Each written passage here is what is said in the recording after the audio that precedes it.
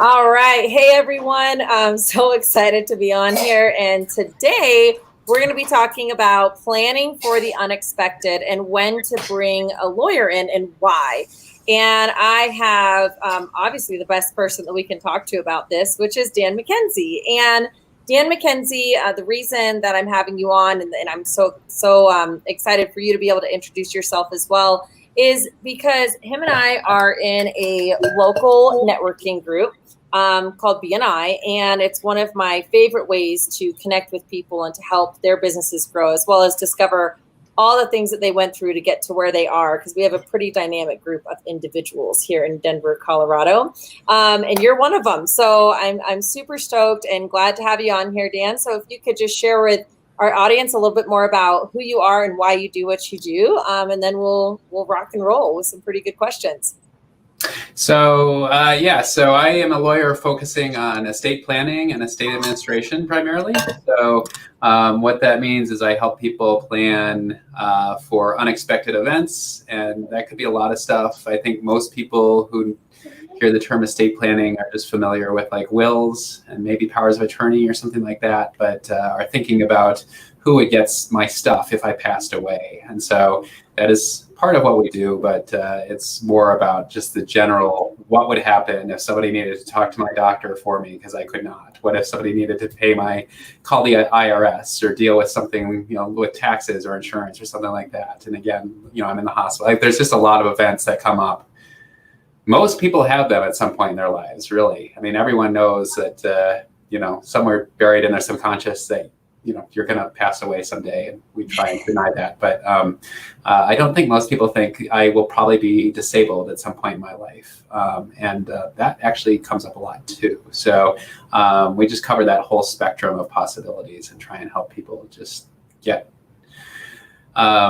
protection there. And then another component to it is just making sure that your stuff and your family is protected. Like when I started my business, like I formed a business, I set up bank accounts that were separate from my own personal stuff and kind of went through that process.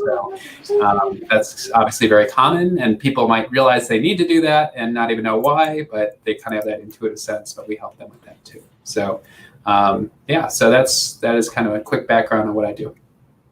Awesome. Very quick background, because I know there is so much that goes into what you do and helping people plan for the unexpected. And there might be some people listening to this or watching this that are thinking like, well, right now the big focus is Black Lives Matters, the movement that's happening. There's protests going on, and some of those protests, people are getting hurt, and some people are actually dying because of what's happening. And then on the other side, which is still very prevalent, is COVID, right? So people going into hospital and not knowing if they're going to be able to see their family members ever again. And so being able to plan for stuff that's happening right now and having everything in order is super important and very, very timely, in my opinion. So if someone is looking to, looking to just kind of be prepared for in case they get COVID or in case they decide to go down and protest and maybe they stay out late and something happens, how complicated is it to set up a will and to be able to have your wishes known if you are, unable to talk for yourself, if you're, injured or in the hospital? Like, how complicated is it to set all that stuff up, or is it pretty easy? Do they need to work with a lawyer to get all that stuff done, and why is that important? Yeah, I mean, I kind of go back and forth on this a little bit because I want people to do it, and obviously I think it's important that everybody who has kids or anyone relying on them kind of needs to have some plan in place, because I think with all the stuff going on that you mentioned and just the normal life stuff, like just things happen where you really didn't get to plan. And things like you said, I mean, if someone's in the hospital with COVID, like, again, who's opening their mail and paying their bills and calling Comcast or, again, filing taxes or whatever? I mean, taxes are due next month, right? So like, who's going to do that for them if they're tied up with that? And so it's all fairly important stuff. And like I said, like, a lot of people have no planning. I think the guess as to how many people have no will in place, for example, is like 70% of people who pass away did not have a will.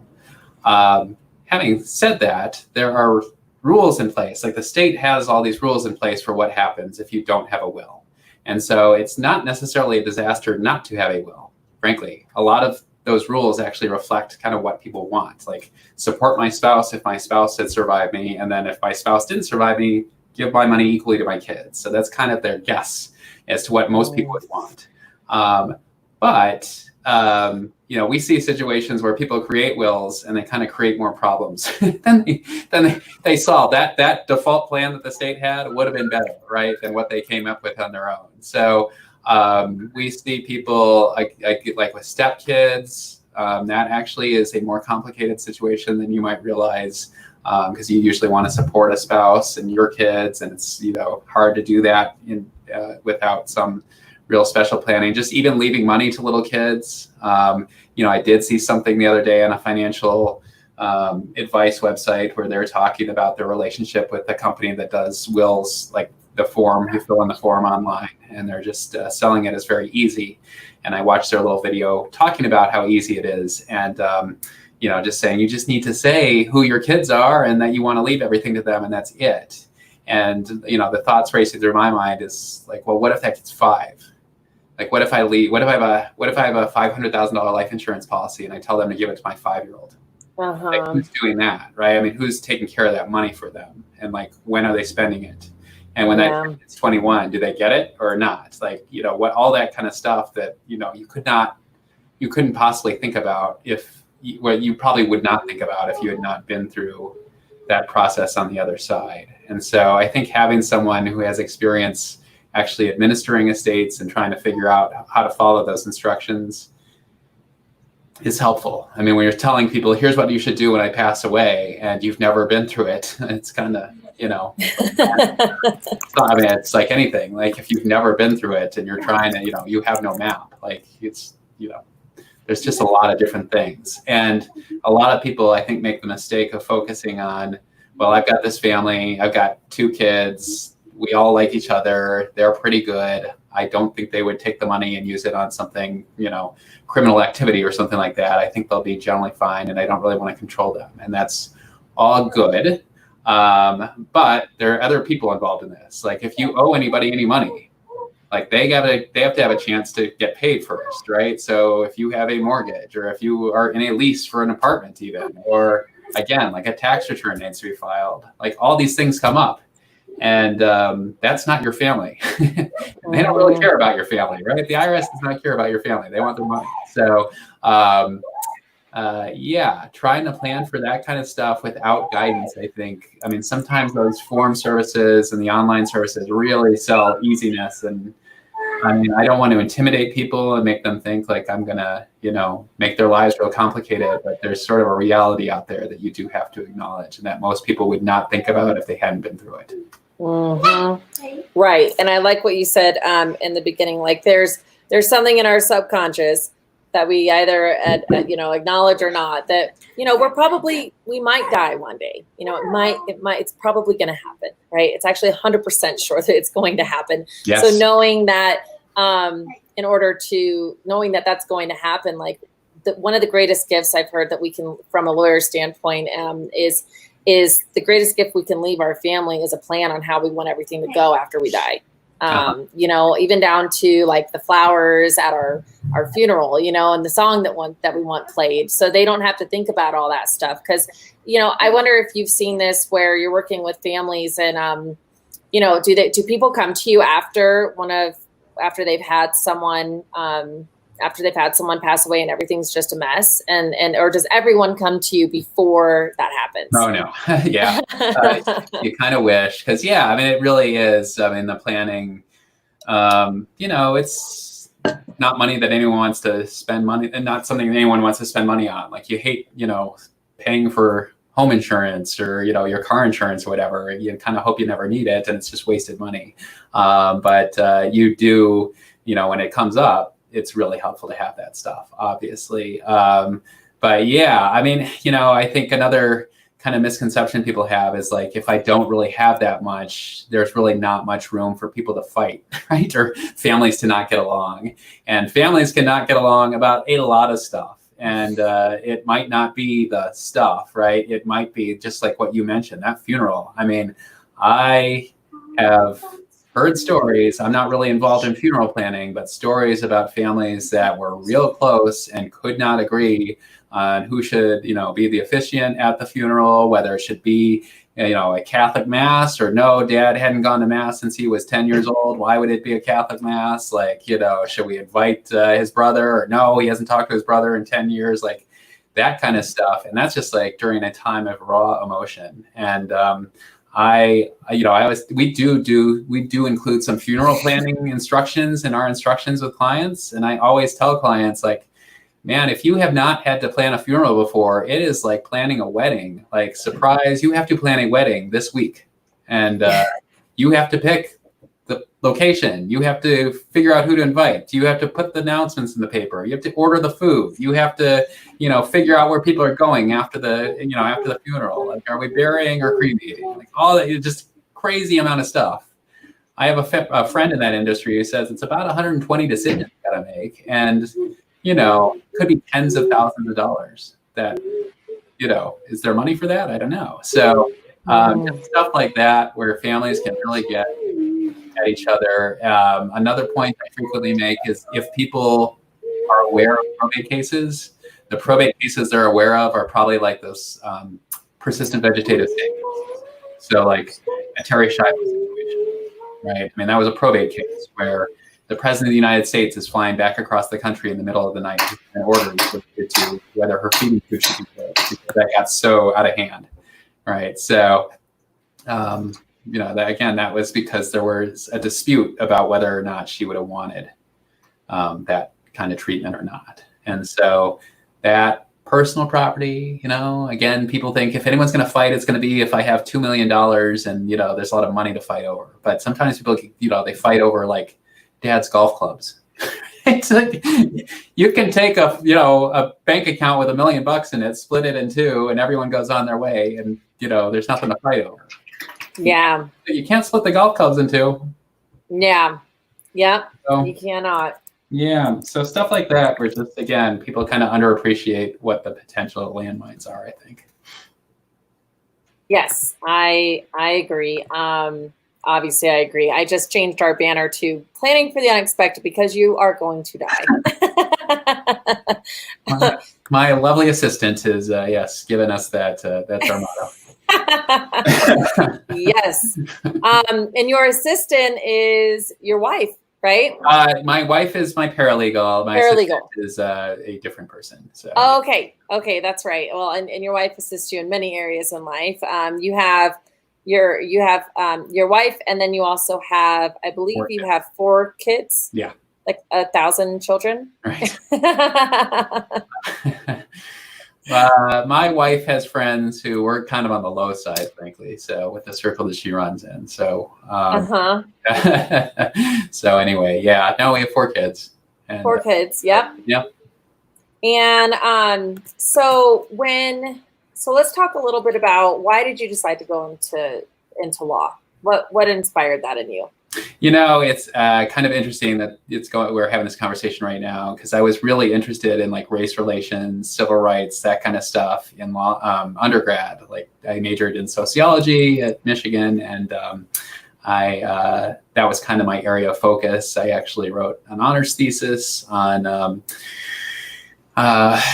the popularity of rap music among white listeners. So that was always kind of an area of focus for me. And I worked a little bit after undergrad before I went to law school, but ultimately decided to go to law school because I was interested in like constitutional law, which is all the civil rights stuff that's coming up right now. Is all, obviously, that is what that is. So yeah. I'm watching with as much interest as anyone else, maybe more. Mm-hmm. But law school, I guess constitutional law is, it's not where the most jobs are. I guess it's you can obviously it's an interesting area of study. It's a little bit more academic. I mean, there are people out there, there are lawyers who have law offices that are focusing on civil rights cases against police officers or for various other, equal rights violations for various things. So it is an area of law that you can practice in, but it's not. It was not actually a path I ended up going down. When I got out of law school, the job I ended up with, I was a litigator and was doing like consumer fraud type stuff. So class action type work and mass torts, and helping people who kind of large groups of people who had been victimized by some certain fraudulent advertisement or some certain defective drug or something like that. And so that was interesting too. Ultimately, I just decided litigation wasn't really for me, because I'm not the most combative person in the world, and just didn't really enjoy that day-to-day combat. And anybody thinking about going to law school, I mean, that really is something to think about. Lawyers are notoriously a mental health problem area of professional. They just obviously, I think most people know, like, lawyers have a lot of addiction issues and a lot of mental health issues and all that. And my theory on the reason for that is it is just a very, whatever you're doing, like, you're looking for problems. Even what I do, I'm in estate planning. I just told you over the last 10 minutes, like, here's all the problems people overlook. So that's just how I have to look at the world, is trying to figure out, where is this going to go off the rails? And so that's certainly, like, in litigation, you really are fighting. You really have somebody out there every day. Their job is to undermine you, make you look stupid, find every mistake you make, and really exploit whatever you've overlooked. And so that is, for some people, they enjoy that. They kind of like that day-to-day fight. It wasn't for me. So ultimately, I just decided I was going to try and do something that, people could, at the end, would feel good about. And, I think putting together their estate plan, people usually do get to the end and be like, oh, I'm so glad this is, in place, and I feel confident about what I've done. So, so I left litigation about 7 years ago, and here I am. So. Now, did you go straight into business, into your own business? No. So when I was a litigator, I was at 2 different firms over about 10 years. So I was at a firm in Chicago originally, and then I went back to Colorado, which is where I grew up, and was at another firm here for about 6 years. And ultimately, I mean, I never really envisioned going out on my own. That was never really part of my plan at all. But when I got to the point where I thought, you know what, I don't really want to do the litigation anymore. I was 10 years in, and is kind of like, I don't know what attorney or what firm out there is going to hire me, a person who's been a lawyer for 10 years and hasn't really been doing what I would aspire to be doing, now. So I was willing to take the risk and go out on my own at that point to kind of do what I wanted to do. Wow. So I officially filed with the Secretary of State near the end of April of 2013. My wife gave birth to our 4th child in the end of June of 2013. So it was 2 months before my wife was 7 months pregnant with our 4th child when I went out on my own. So there's a lot of stuff I look back on. I mean, it's kind of ironic that I'm a planner now, because I did not do the level of planning when I did that looking back on it, maybe I should have. Right. My joke is, if I really had sat down and tried to plan it, I never would have done it, because I would have realized, like, hey, this is kind of nuts. Where are you getting your health? I mean, this was before Obama. I mean, even with, the Obama insurance stuff that is out there and the state exchange for health insurance, like, it's still pretty wise, and it was a lot worse. Yeah, absolutely. Well, and what an act of courage to be able to go from being employed and being in litigation to going into business for yourself, doing something that you'd never, I mean, had you ever done estate planning before? Like, was that, so what was there something specific about it? Now you just mentioned estate planning, people being a little bit more, maybe grateful isn't the right word, but relieved that they accomplished what they did, and you were instrumental in them being able to feel that feeling and get that important task accomplished. And so, but you didn't know that before going in, right? Like, so what was it about estate planning? What was it about what you're doing now that really you were like, yes, that's what I want to do? Was there something that happened in your life that you experienced the lack of estate planning, or that you figured this really needs to be in the world? Not really. I mean, my grandparents had passed away, and they did have, enough stuff that and they had done a small enough amount of planning that it was not really, didn't go, ideally. I mean, the family got along great, but the tax issues were a lot more of a problem back then. And so they paid a lot of tax. I know their estate paid a lot of tax they probably could have avoided, but I kind of saw that. I mean, that happened when I was in college. And so I was not, really involved in that or anything like that. So I don't think that was really it. But I mean, estate planning, I just happened, law school is kind of, again, a little weird because, the professor you have can really change how you feel about various topics. The topics I would have thought I'd be interested in, maybe not, because the professor was not great. And then if there were other classes where I had an amazing professor and it was not something I expected to like, and they really did. I mean, when you're in high school or undergrad or whatever, it's like, sometimes the subject is just interesting enough that you'd like it regardless of the teacher. But in law school, it's a little bit more teacher driven. So I had a very good teacher for estate planning. And I think he just kind of turned me onto it. And, the thing I didn't like about litigation so much was just that, again, some people love this. But for me, it was always a challenge. It's just like, every day you come in and it really is like a battle where you've got this other side out there and they might just spring something on you and that you had not anticipated. And so every day it was just like, here's what I'm hoping to work on today. Let's see what emergency crops up today. And again, like some people I know, just that's how they have to be, right? They have to have that stress to keep them going. For me, it was just like, I would love to sit down and think through things and plan and, be able to control what I'm working on and all that kind of stuff a little bit more without some outsider, filing some motion, the 2 days before Christmas. And now I'm having to figure this out this, week when everybody was out of the office or something like that. So anyway, that was the appeal of estate planning to me, was just the ability to kind of sit down and focus on something and, not under duress. It actually can happen, right? You do get calls from people who are like, this is not good. I'm in a dire situation and could pass away within the next, month or whatever. That has happened a couple of times and it was not great. But for the most part, we're dealing with people who are just trying to get plans in place, and, you have a little bit of time to think it through. Yes. And so would you say when it comes to planning things through and going through all of this, is it ever too early for someone to, I'm going to say two things. One, is it ever too early for someone to start planning that, like what's the earliest? What's too early, right? That's the first question. And then two, because a lot of people think like, well, I'm so young, like it doesn't matter. I have forever until I'm going to die and blah, blah, blah. So that's the first question. And then also I just want to open up to our audience who are watching this live on Facebook or YouTube.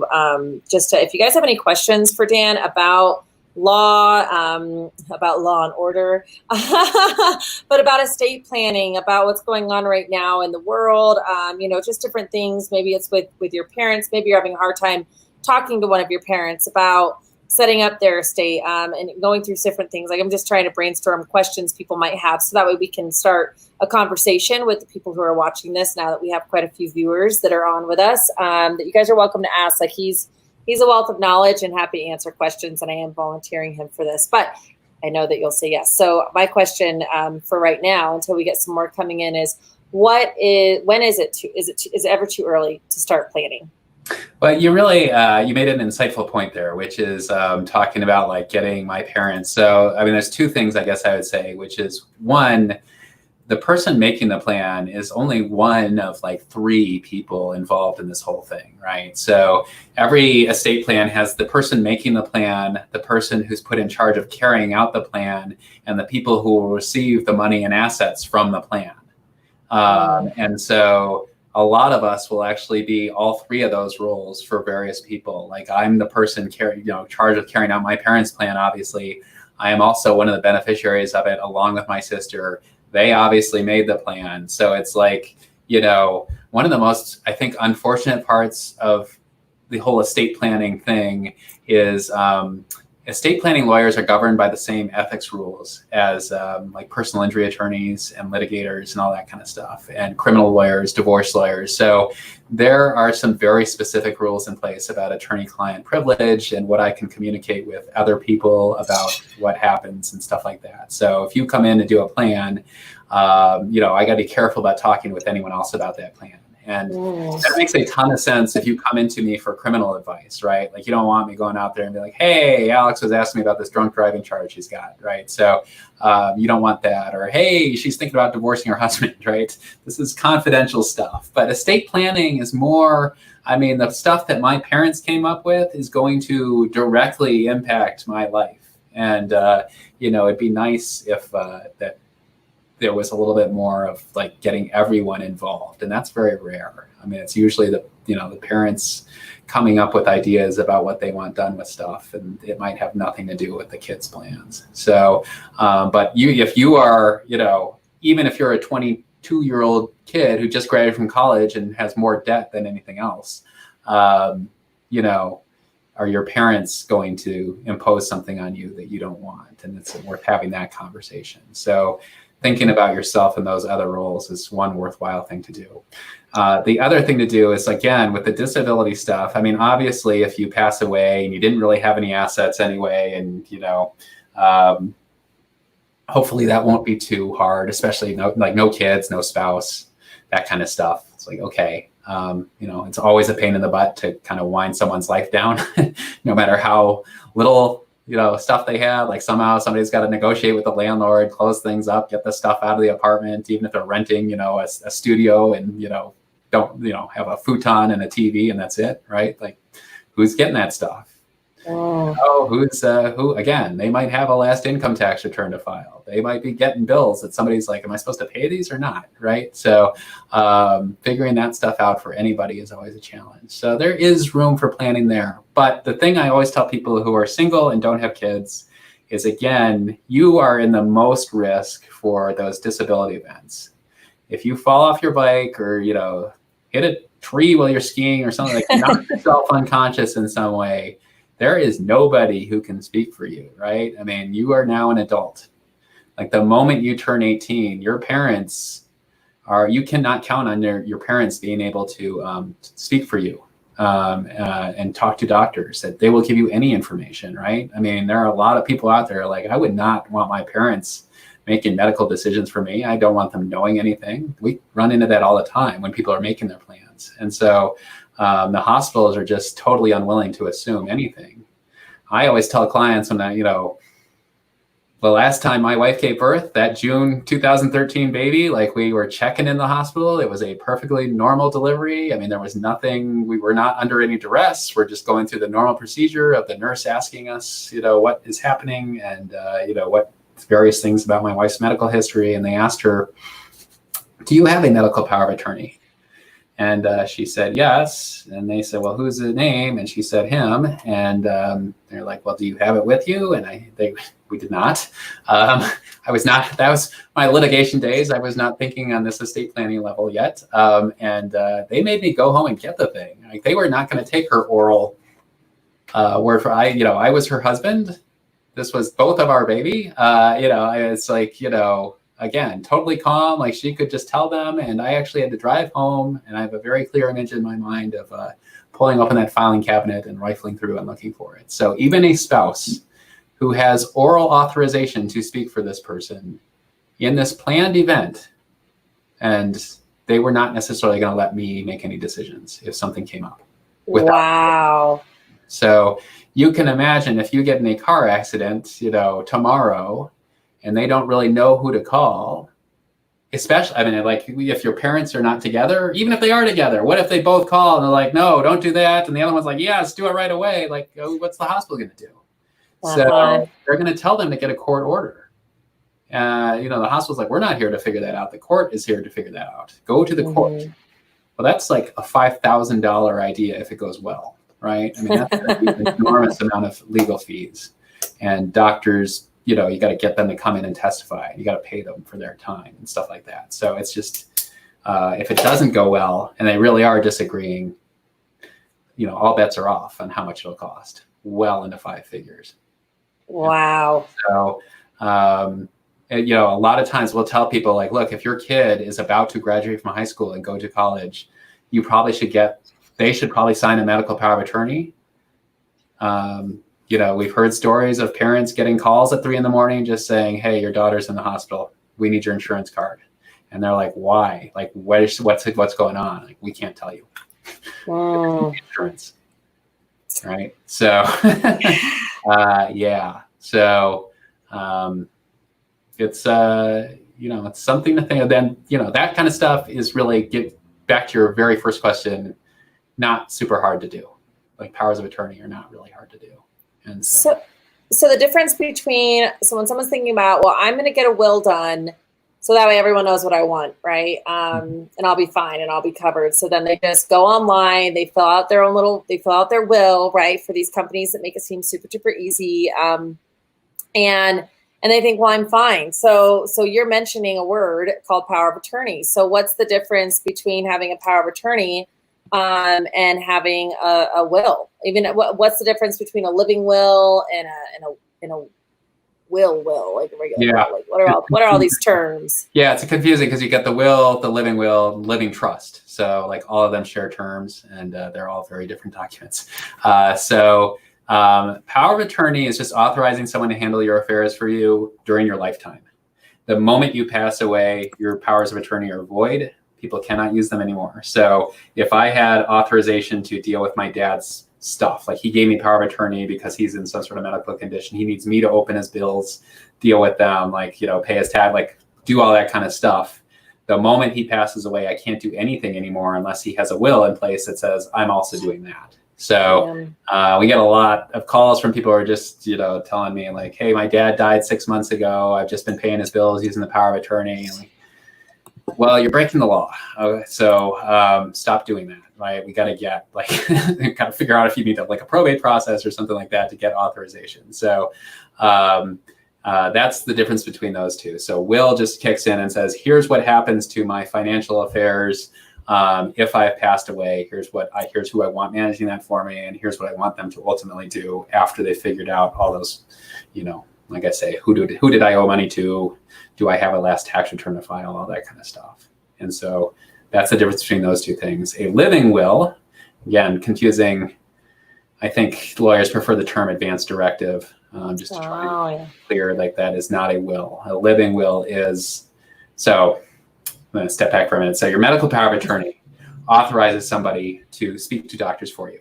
And that could be any situation where you just need a decision made and you just cannot say it yourself. So that might be, are we going to, Skyview or Littleton Adventist, right? I mean, which hospital are we going to? Which is in your insurance network, right? Are we going to see the specialist across town or not? Which, are we going to try this drug or not? All the way up to life or death decisions. Like they could be asked, like, look, this is looking pretty dire. We've got this long shot surgery we could try. It's probably not going to work. And if it does work, the result is not going to be great anyway. Like, do you want to do it or not? Like, oh my gosh, like I got to make that decision. So whoever you name as your medical agent, that could be a big deal. The living will is very tightly focused just on one particular question, which is if you were in a situation where you were on some sort of life support or some sort of feeding artificial food and hydration situation, and doctors had determined you are not coming back from this. We are not making you better. We cannot make you better. If we stop this treatment, it is going to end pretty soon. Would you want them to keep doing that treatment or not?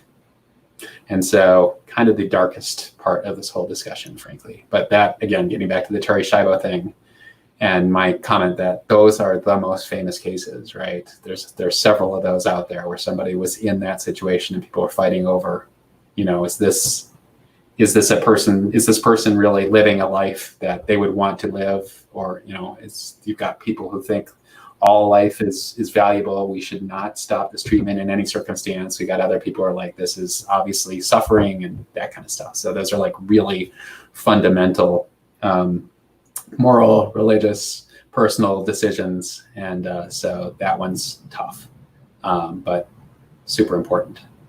Super important. Yeah. Mm-hmm.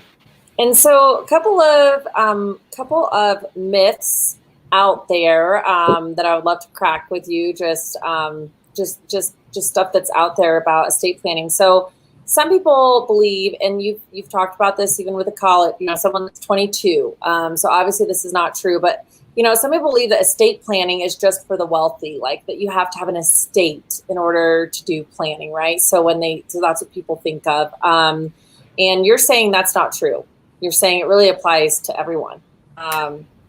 It does. That has anything, right? Yeah, I mean, stuff's gonna have to, like, even if you have like, a bank account with kind of, a modest amount of money in it, again, like somebody's got to stop the mail. Somebody's got to pay those final bills and figure out who's owed what and just do that kind of stuff. And I will tell you that, like, on the side where people have come in and had someone pass away and we're trying to figure out how do we administer this stuff, it's easier if you have a lot of stuff. Like if I have a lot of assets to work with, especially cash, like, the number of problems we're going to encounter is going to be less than we have situations where it's just like, there's really nothing here except for this really kind of rundown house. And that have when elderly people who've lived in their house for 50 years and they're living on Social Security and they don't have a bunch of cash and this house is kind of what they have. Like, they might be thinking, well, it's obvious. I've got 2 kids. They get along. This will be easy. Just have this house. Like, okay. Even in the best real estate market, if you're going to sell a house, like it's going to take a few months to get it ready, like to get it cleaned out, to get it painted, to get it touched up. And if it's, again, the 50-year-old or the 50-year widow who's been living in that house forever, I mean, they always have a ton of stuff in there. So it's just like, it hasn't been modified, like all that kind of stuff. So it's just a challenging house to sell. So probably not that easy, frankly, because in those months leading up to it, somebody's got to pay the insurance. Like somebody's got to keep the lights on, like so that the pipes don't freeze. Like somebody's got to pay the property taxes, right? So if there's no cash to work with because she was on Social Security, who's paying all that stuff? And how are they figuring it out?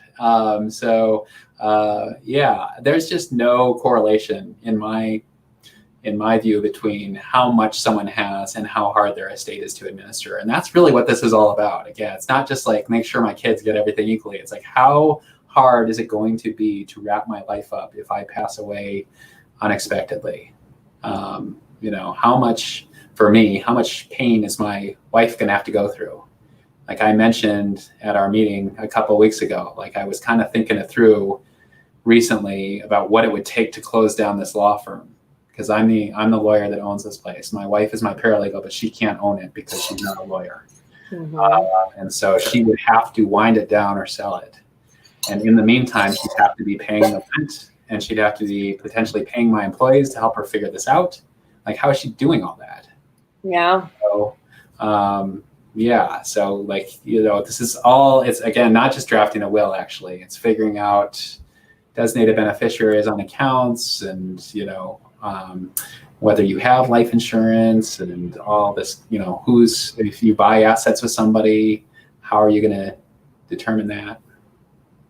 We see a lot of, couples that aren't married, like they buy houses together. That's a very common thing. Like that's actually really risky. You may, I don't know how you feel about marriage or, whether it's sort of an archaic institution that's kind of outlived its usefulness, but in my world, like being married is still a really big deal, and not being married is a really big deal. It's the day before you're married, like you have as much rights to my stuff as anybody else does. Like if we get married the next day, like suddenly I have to leave stuff to you. So it's just a big deal. And so again, people aren't thinking of marriage as like their estate planning. But it's an estate planning decision. So Yeah, big time. And when people are making an estate plan, or is it something, and you touched on this earlier, but we have new people watching this. So again, do people people just set it and forget it? Like, do they do their will, they do their estate plan, set their power of attorney, and then they're good?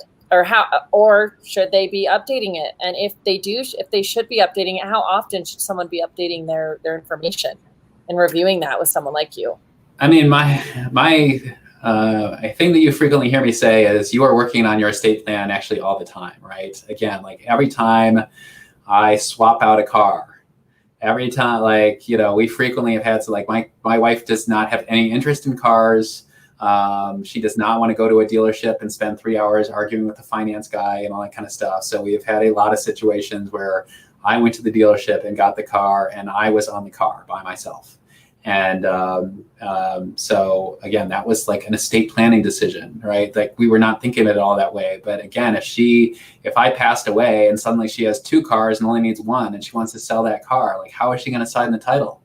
And so she can't, right? So she's got to figure that out, right? So every time you change houses or take out a loan or change your relationship status in some way, have a baby, like you are making an estate planning decision. And if that, you just have to kind of go back and make sure that your will or whatever other estate planning documents you come up with continues to kind of reflect whatever you've done as far as all that stuff goes, because that stuff is just gonna change. There's nothing, you're living your life. I mean, I always tell people, like, they're picking, like, when you're doing an estate plan, one of the most important things you do actually is pick the people who are going to do this stuff for you, who's going to be your medical agent or your personal representative.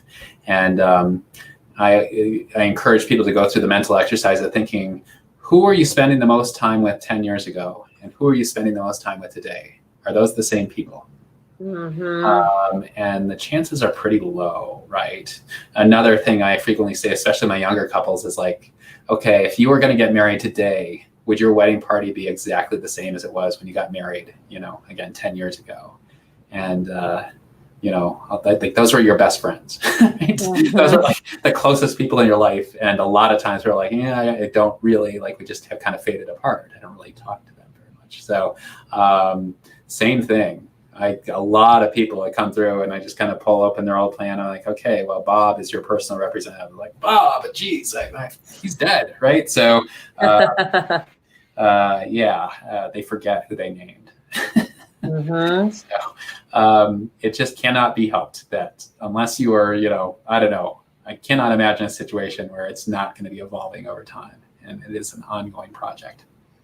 Mm-hmm. For sure. And so if someone doesn't pick Bob for their estate planning, or if someone doesn't do estate planning because they feel like it's too expensive, or they're intimidated by everything that goes into thinking about dying, right? And they just kind of let it go. What are the drawbacks to that? Like, do you have a couple of stories or some really like bullet point, like why probate's not a good idea? And probate, for those of you that don't know, is what happens when the government takes over courts. They decide what's going to happen to all your stuff, so I should not be the one that's explaining what all this is. You are the professional here. You're the expert. I'm just here to ask you questions. So tell us more about that topic, if you would. Yeah. I mean, everybody is worried about probate. I mean, probate has a really horrible reputation. I actually do not tell everybody they must avoid probate. Probate is just all the stuff I've been discussing as far as like figuring out where the bills are coming from, which ones are going to get paid, which taxes are being filed, who's paying them, where the money's coming from, all that kind of stuff. Kind of has to be done one way or another. Probate is just that process is done in a court. And so a court is supervising and making sure it's done correctly. And every state has its own standards for when that has to happen. In Colorado, if you pass away and have $70,000 worth of stuff or real estate in your name without any directions about who's supposed to get that stuff, a probate court has to supervise that. And again, it's not just because you're a family, it's because people that you owe money to. And that might be a $50 bill to AT&T for your cell phone. Somebody has to pay that bill, right? Or figure it out, or tell AT&T they're not getting paid. And so a court is going to oversee that in the probate process. it's not necessarily terrible. It used to be universally terrible. It used to be, very lawyer heavy. Like the lawyer had to do everything. Everything was everything. The court always assumed that everybody was kind of bad person trying to steal from the estate. So they watched everything like a hawk, right? And so the lawyers had to ask for permission before the personal representative could do anything at all. And at some point, I think in the 80s, they flipped it around and they said, we're just going to assume that everyone's trying to do their best and actually isn't working in good faith. And the personal representative can go out there and do what they need to do. And the court is not going to look unless a creditor or a beneficiary pops in and says, hey, it's not going well. Can you look? And then they'll look. But otherwise, the court in Colorado, at least, kind of stays pretty out of it. For most probate processes. So that is not necessarily a problem. But I think, having clear instructions as to who you want to have do this and where you want things to go is obviously helpful.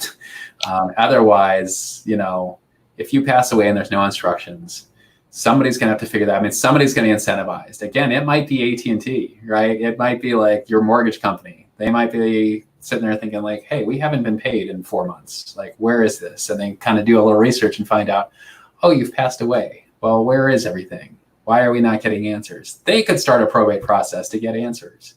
And, and then somebody has to figure out, well, who's doing this? And obviously there's better choices than others for that job to be the personal representative. And it's hard for a court to know, based on a 10-minute hearing with somebody, whether they're really a good choice or not, if they don't have any direction from you. So it's just better to have, a person who you think is most familiar with what's out there and what should be done with it, coming up with a plan. Right. Yeah. So, yeah. Yeah. Well, this is awesome. I mean, great information, really solid tips on why someone should do estate planning, why someone should be looking into, their will, their trust, protecting their assets, having a power of attorney. We talked about advanced medical directives, and one other one other piece I want to touch on before we wrap up here and then open up the floor to anything else that you feel would be important for our audience to know. You do small business counsel as well, right? And right now we have, I heard this may be a made up statistic. Just as a disclaimer, I get most of my information either from my family, my friends, or Facebook. So I saw somewhere or heard somewhere, that up to 75% of small businesses may go out of business by the end of the year just because of COVID and everything that's happened. So are you able to help people with that? Like, are you able to give people advice when it comes to either protecting their business or about like taxes and what ifs and stuff like that? Can you help people with that? Yeah, I mean, there is a lot of overlap between estate planning and the business stuff, actually. And the business, it's actually the same equation there, as far as there's the person setting up the business, the person running the business, and the person getting the money from the business. And they might all be the same person, but it's three separate roles. Like in my business, that's me in all three roles. Okay. But, I mentioned at the beginning of this that for people who are in that situation, and going out of business, like they're probably going out of business owing money to people. And they might have creditor claims against their business. There could be all kinds of stuff out there that's like people are going to be interested in coming after them personally and trying to get paid back from them personally. And those people are going to be saying, no, that was the business. You were doing business with ADC Corp, and I'm me. So an ADC Corp doesn't exist anymore. So I'm sorry you're not getting paid, but that's kind of how it is, right? And I mean, no. Yeah. you are ADC Corp. So, in my situation where I'm all three people, like it is a little bit more challenging to say, sorry, that was the McKenzie law firm, not Dan McKenzie. Like, McKenzie law firm is Dan McKenzie. Like there's no one else involved in the McKenzie law firm. So how could you not pay, right? So there is a lot of stuff where like when you're setting up a business and running a business, like you really need to observe like formalities. Like I really need to keep my books for the McKenzie law firm separate, right? I need to sign contracts like my lease and stuff like that as the person running the McKenzie law firm, not as Dan McKenzie. And it's very easy to get sloppy with that, maybe right out of the gates, but over time, people just get, a little bit less and less disciplined. They use the company credit card to pay for their movie night out because they forgot their other credit card, or they're just the lines get blurred over time because they just kind of get tired of all the bookkeeping and the administrative stuff and everything like that.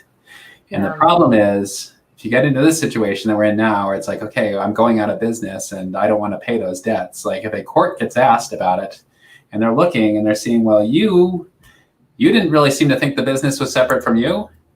You were paying for stuff, with your corporate credit card all the time, right? And you were very sloppy about this. So why should these people get, left holding the bag just because you filed a $50 document with the Secretary of State saying you had a business? Like, you did not treat this as a business. Like I said, this was your alter ego, is how courts refer to it.